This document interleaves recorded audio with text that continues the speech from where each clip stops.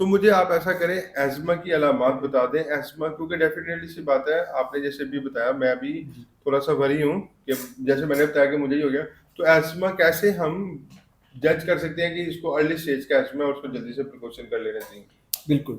अच्छा, इसमें सबसे पहले आपको ये समझना ज़रूरत है कि एस्मा है क्या? एस्मा साँस की एक बीमारी है, जो साँस की नालियों की बीमारी होती है, जिसमें आपकी साँस की नालियाँ तंग हो जाती हैं। साँस की नालियाँ तंग हो जाती हैं, व्हीज़िंग स्टार्ट हो जाती है, पेशेंट को, जो मरीज़ है, उसको साँस के मसाइल शुरू हो जाते हैं, खाँसी शुरू हो जाती है, और ये खाँसी ये नहीं है कि मुसलसल खाँसी है, आती-जाती खाँसी है। 1 महीना खाँसी हो रही है, 1 महीना खाँसी नहीं हो रही, 2 महीने साँस चढ़ रहा है, फिर 2-3 महीने आगे जिसमें साँस बिल्कुल ठीक है। सर्दियों में ख़ासकर ये जो साँस की बीमारियाँ, ख़ासकर ब्रोंकियल एस्मा है, ये ट्रिगर कर जाता है। अब जो दूसरा ये है कि इसके ट्रिगरिंग फैक्टर्स क्या हैं, जो आपने पूछा अलामात क्या हैं, ट्रिगरिंग फैक्टर्स क्या हैं, 2 अलग-अलग चीज़ें हैं। अलामात में 4 अलामात हैं जो मिलके एस्मा बनाती हैं। ज़रूरी नहीं है चारों ही हर मरीज़ में हो, किसी में 1 भी हो सकती है, किसी में 2 भी हो सकती हैं। सांस का फूलना, छाती पे दबाव, खांसी, और उसके अलावा छाती से सीटियों की आवाज़ें आना या शां-शां की आवाज़ें आना, खासकर रात के वक़्त, ये एस्मा के ख़ास अलामात हैं जो एस्मा के मरीज़ों में पाई तो जाती हैं। सर ये तो हर तीसरे बंदे में ये अलामत होती हैं, खांसी भी हो सकती है, सांस फूलना भी हो सकता है, जैसे मोटापे की वजह से सांस फूलता है ना, जैसे बिल्कुल। अब सांस फूलना भी हो सकता है, स्टेयर्स चढ़ने से सांस फूल सकता है।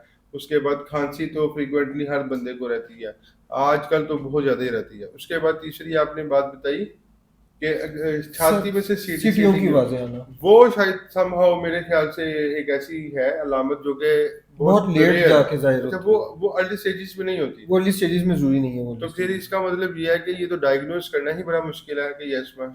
अच्छा देखिए, एस्मा बचपन से सुनते आए हैं एस्मा के बारे में, बिल्कुल लोगों को ऐसा। लगता है सब कुछ पता है एस्मा का, एक हाँ, ख़ास हमारे ज़हन में पिक्चर होती है कि जी एस्मा का मरीज़ ऐसा होगा कि वो बैठा होगा, मुश्किल से साँस ले रहा होगा। बिल्कुल ऐसी। जबकि ये बात समझने की ज़रूरत है कि एस्मा की मुख्तलिफ़ अक़साम होती हैं। एक किस्म होती है जिसको हम कफ वेरिएंट एस्मा कहते हैं, जिसमें सिर्फ़ मरीज़ सूखी खाँसी के साथ आता है और उसको कोई अलामत नहीं होती। लेकिन मरीज़ आके कहते हैं डॉक्टर साहब 3 महीने हो गए हैं, 4 महीने हो गए हैं, खाँसी नहीं जान छोड़ती, सूखी खाँसी आ रही है और मुसलसल खाँसी है। फिर 1 हफ्ता आता है कि मुझे कोई खाँसी नहीं आती, लेकिन फिर खाँसी शुरू हो जाती है।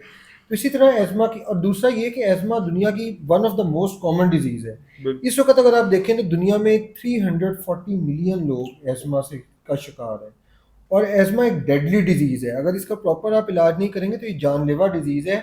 डेली 1000 डेथ्स डब्ल्यूएचओ के मुताबिक 1000 अमवात ब्रोंकियल एस्मा की वजह से होती हैं। ये तो बड़ी अलार्मिंग चीज़ है, क्योंकि आपने कुछ अलामात ऐसी बता दी हैं कि डेफ़िनेटली हर बंदा ही जो सुन रहा है वो परेशान ही हो जाएगा। बिल्कुल ऐसे। लेकिन एक मुझे ये बताएँ, ये तो अलामात हैं, फाइनल डायग्नोज़ कैसे करवाते हैं? कोई टेस्ट है या कैसे है कि पता चले कि हाँ जी, एज़मा हो गया? देखिए, उसमें ये होता है कि मरीज़ हमारे पास आता है, आके हमें अपनी अलामात बताता है। उसकी क्लिनिकल पिक्चर देखते हुए हम उसकी छाती सुनते हैं स्टेथोस्कोप के ज़रिए।